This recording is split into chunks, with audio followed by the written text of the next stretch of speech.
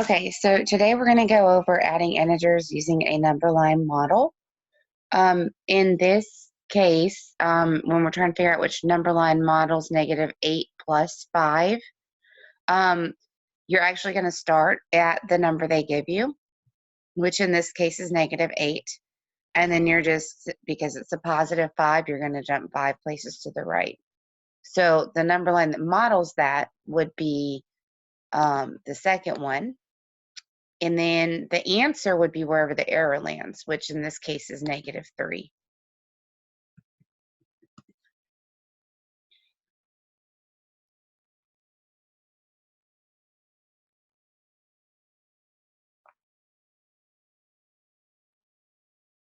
Okay, so as we're waiting for this one to load. Oh, goodness. Okay, and in this example is 2 plus -5, which means we're going to start at +2.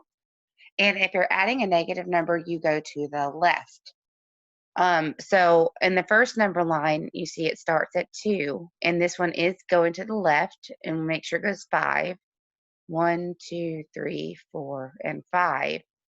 The problem with the second number line is that while it starts at 2, it goes to the right, but we're adding a negative, and negatives are on the left.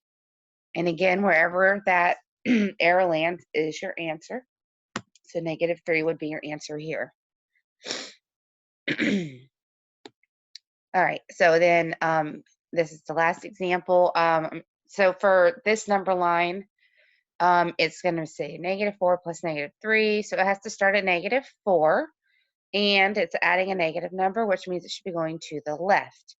The first number line starts at -4 and goes to the right, which means it must be the second one.